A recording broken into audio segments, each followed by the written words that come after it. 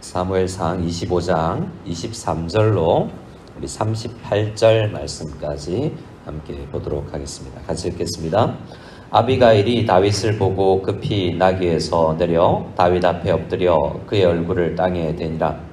그가 다윗의 발에 엎드려 이르되 내 주여 원하건대 이 죄악을 나 곧 내게로 돌리시고 여종에게 주의 귀에 말하게 하시고 이 여종의 말을 들으소서. 원하옵나니 내 주는 이 불량한 사람 나발에 개의치 마시옵소서. 그의 이름은 그에게 적당하니 그의 이름이 나발이라. 그는 미련한 자이니이다. 여종은 내 주께서 보내신 소년들을 보지 못하였나이다.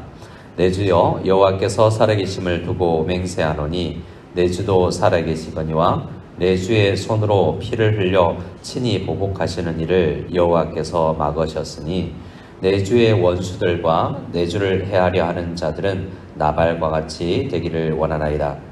여종이 내 주께 가져온 이 예물을 내 주는 따르는 이 소년들에게 주게 하시고 주의 여종의 허물을 용서하여 주옵소서.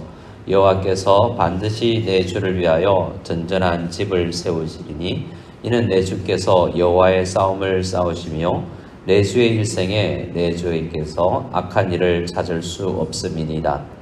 사람이 일어나서 내 주를 쫓아 내 주의 생명을 찾을지라도 내 주의 생명은 내 주의 하나님 여호와와 함께 생명싸개 속에 쌓였을 것이요 내 주의 원수들은 생명은 물매로 던지듯 여호와께서 그것을 던지시리다.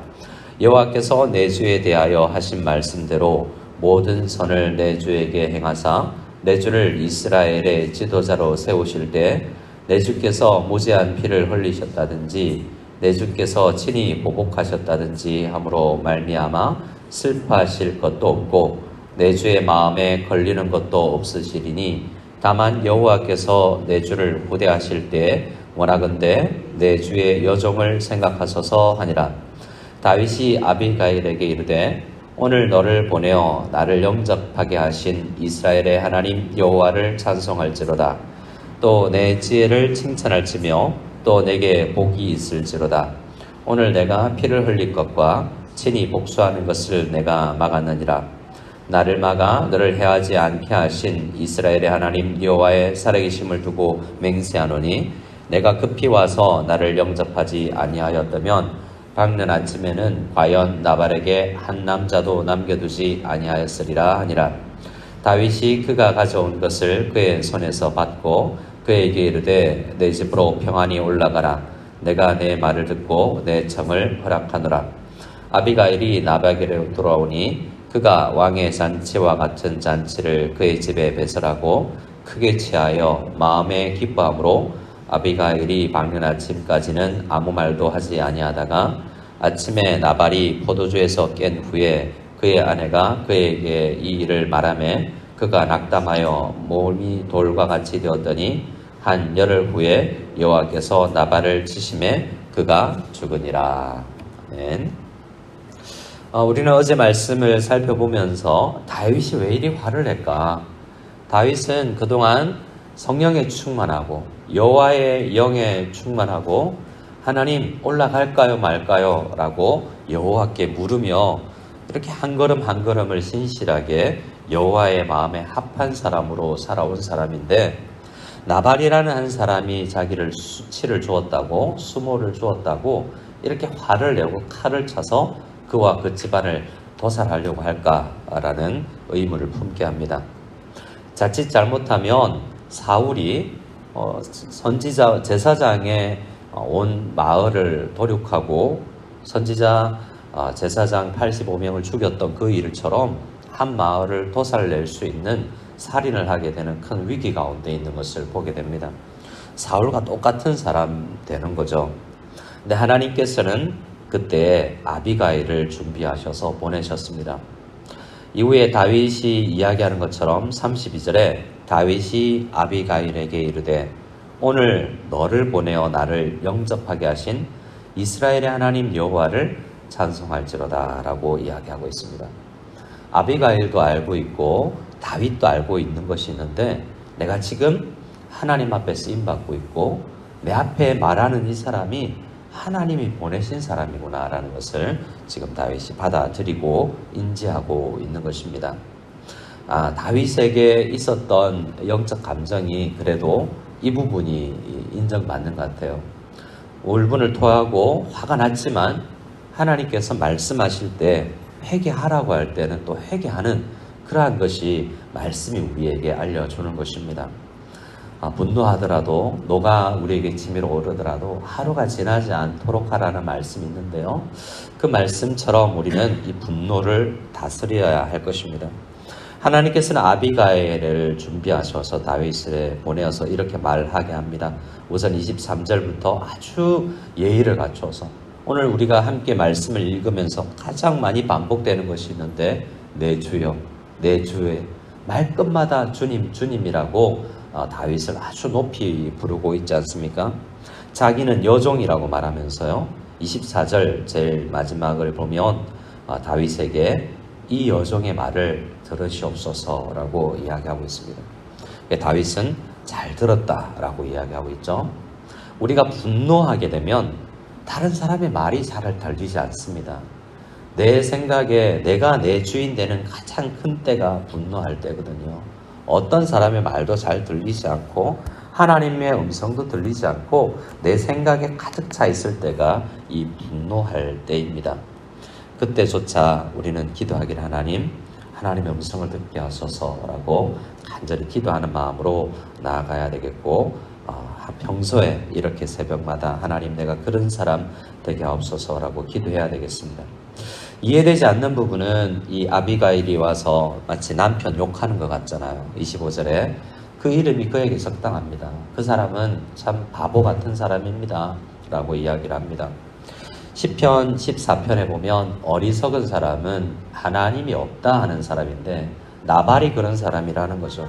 누가 바보입니까? 누가 어리석은 사람입니까? 누가 미련한 사람입니까?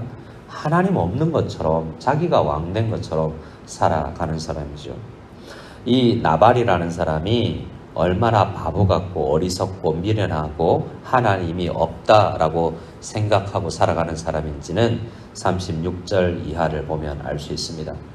아비가일이 다윗을 만나고 돌아와 보니 이 나발이 집에서 잔치를 벌여놓고 있는데 아내도 없고 중요한 사람이 없음에도 불구하고 잔치를 벌였는데요. 어떤 잔치를 벌였다라고 36절에 이야기하냐면 그가 왕의 잔치와 같은 잔치를 그의 집에 배설하고 라고 이야기하고 있습니다. 그냥 큰 잔치를 베풀었다라고 해도 되는데요. 여기서 특별히 왕이라는 단어를 쓴 것은 마치 이전에 사사시대처럼 그때 왕이 없으므로 각기 소견에 오른 대로 살았다라고 이야기하는 것처럼 자기가 왕된 사람이라는 것입니다. 그런데 말씀을 자세히 보면 사무엘상 25장에 나오는 다윗이 그런 위기에 놓여 있어요.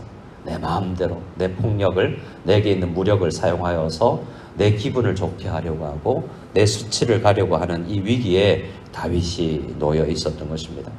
오직 하나님만이 왕이고 나는 하나님의 말씀을 따라서 하나님께서 치라 하면 치고 또 참으라면 참아야 될 때인데 다윗은 지금 그런 위기 가운데 있었던 것입니다. 아비가일이 와서 한 것이 무엇이냐면 크게 첫 번째로 내 남편 잘못했고 내가 그때 없어서 그렇습니다 라는 문제. 그러니 오히려 이건 내 문제입니다 라고 자기 가정과 자기 남편의 문제를 내 문제로 받아들이는 내 잘못입니다 라고 이야기하는 자세가 하나 있고요. 26절에 보면 내 주여 여호와께서 살아계심을 두고 맹세하노니 내 주도 살아계시거니와 내 주의 손으로 피를 흘려 친히 보복하시는 일을 여호와께서 막으셨습니다. 지금까지도 함부로 피 흘리는 것, 하나님께서 전쟁을 명하신 것 외에 공적으로 처벌하시는 것 외에 사람을 죽이면 그것이 살인이 됩니다. 교도소에서 사형 집행수가 우리가 사람을 죽이게 되면 공적 임무를 성실히 수행한 것이 되지만 내 기분에 따라서 사람을 죽여 손에 피를 묻히면 살인죄가 되게 되는 거죠. 하나님께서 지금까지도 막아오셨는데 이 위기를 넘어서야 됩니다 라고 다윗에게 이야기하고 있는 것이죠. 자, 이 아비가일은 그래서 어떤 사람이냐면 여호와의 율법대로 잘 상황을 판단하고 사람에게 조언을 줄 수 있는 사람인 것입니다. 율법에 금한 것을 하면 안 됩니다. 특별히 당신은 앞으로 왕이 되어야 될 사람인데, 왕이 되면 가장 중요한 것이 율법을 지키고 모범을 보이는 것인데, 나중에 왕이 되었을 때 이 일이 부끄러운 일이 되면 아니 되지 않겠습니까? 라고 이야기를 하는 것입니다. 28절에 주여 여종의 허물을 용서하여 주옵소서, 이렇게 내가 선지자인 것처럼 가르치는 것처럼 말하는 것을 이해해 주십시오 라고 다시 한번 이야기하면서, 여호와께서는 반드시 내 주 다윗을 든든한 집을 세우셔서 왕으로 세우실 것입니다. 지금 내 주께서는 다윗 당신은 여호와의 싸움을 싸우는 중 아닙니까? 그런데 왜 이렇게 사울을 참고 인내하는 싸움에서는 이기고 계시면서 이 싸움에서 지려고 하십니까? 이 싸움, 인간적인 싸움 해서는 안 됩니다. 우리는 다 영적 전쟁과 하나님 나라의 전쟁을 싸워야 되는데 왜 우리끼리 하나님께서 원하지 않는 싸움을 싸우려는 것입니까? 이것은 이런 담을 쌓아서도 되지 아니합니다. 허물어야 됩니다. 이렇게 우리가 진정으로 무엇을 위해서 싸우고 무엇을 위해서 참아야 되는지를 율법 앞에서 아비가일이 가르쳐주고 있습니다.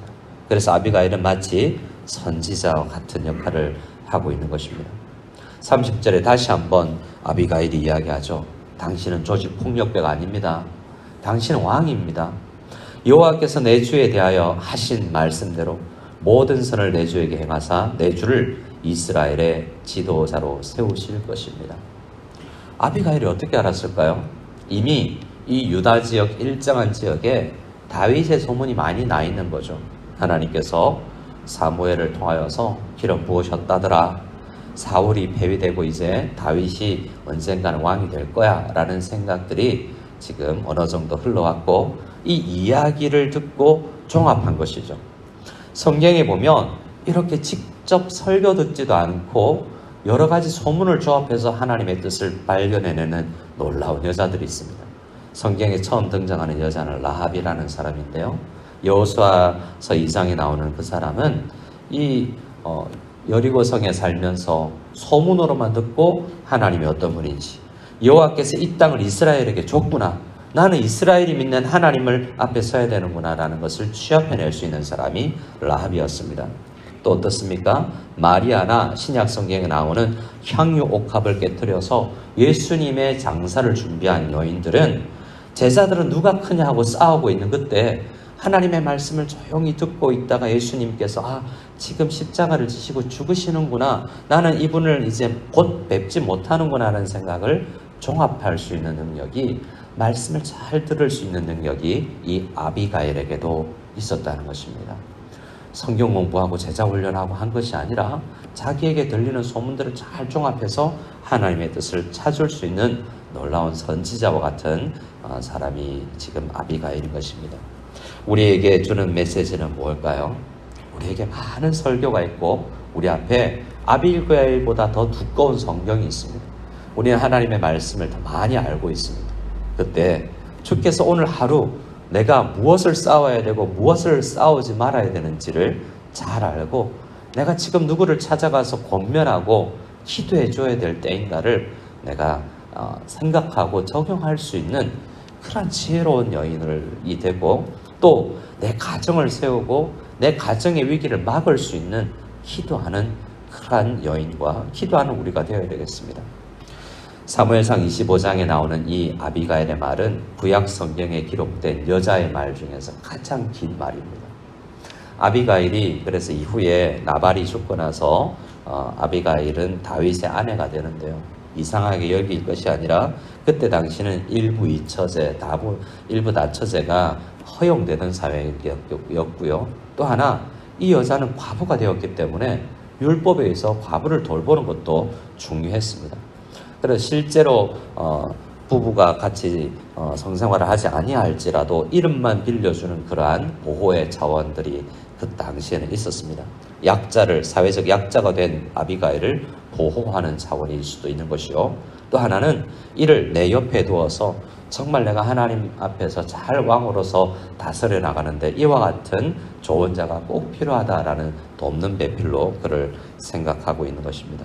이후에 그 부부는 이제 거의 다윗과의 왕정을 같이 하면서 길르압 다니엘이라고 부르는 아들을 낳게 되는데요. 그 아들이 무슨 일을 했는지는 기억에 나오지 않지만 지금 이 아비가일은 지혜롭게 우선 제일 중요한 것이 다윗이 범죄하는 것을 막고 다윗이 왕이 되는 것을 돕고 있는 공동체에서 가장 중요한 리더인 이 다윗을 위해서 위험을 감수하고 죽을 수도 있는 것을 위기를 무릅쓰고 지금 나아가서 조언하고 있는 모습을 우리는 보는 것입니다. 다윗이 다행히 그의 이야기를 듣고 돌이킵니다. 우리 이렇게 잘 들을 수 있는 사람도 되어야 되겠습니다. 지혜롭게 말하고 지혜롭게 경청할 수 있는 우리 모두가 될 수 있기를 간절히 기도하는 이 아침이 되기를 원하고 아빌가일처럼 다윗처럼 믿음의 사람, 기도의 사람, 경청의 사람 우리가 다 되게 공동체를 세우는 사람 다 되게 하옵소서 간절히 기도하는 이 아침이 되기를 소원합니다.